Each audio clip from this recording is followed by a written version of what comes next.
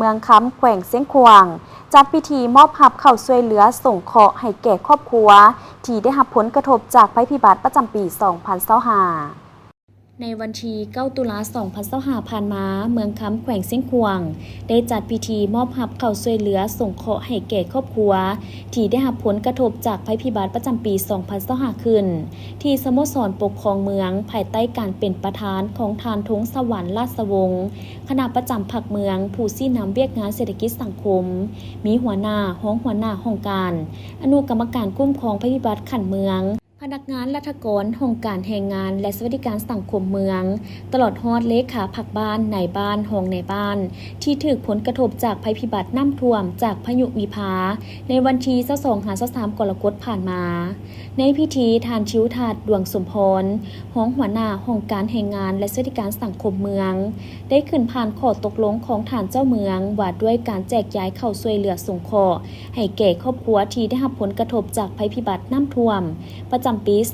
2025ยังได้ยกให้เห็นการแจกย้ายเข้าช่วยเหลือส่งเคราะห์ให้แก่40บ้านและได้จัดแบ่งออกเป็น3ประเภทต้นต่อแมนประเภทที่1ครอบครัวที่เสียหาย85หา1ห้อยส่วนห้อยมี466ครอบครัวมี 2,860 คนได้เข้า8กิโลต่อคนกว่าเอา 22,880 กิโลประเภทที่2ครอบครัวที่เสียหาย70หา84ส่วนห้อยมี89ครอบครัวจำนวนพ้น596คนได้เข้า6กิโลต่อคนกว่าเอา 3,576 กิโล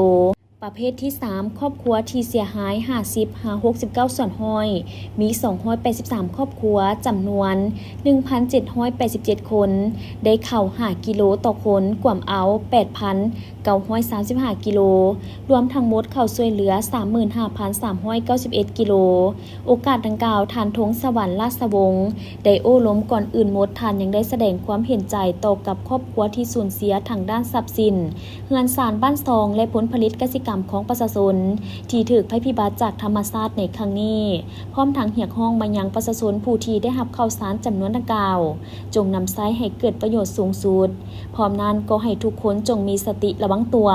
เอาใจใส่เฝ้าระวังพยาธิต่างๆที่มักจะเกิดขึ้นเช่นพยาธิถอกทองไข้ยุงลายและอื่นๆจากนั้นก็แจกย้ายจำนวนข่าวดังกล่าวให้แก่คณะภาคอำนาจการปกครองบ้านเพื่อนำไปแจกย้ายให้แก่ครอบครัวที่ถูกผลกระทบจากภัยพิบัติน้ำท่วมตื่มอีก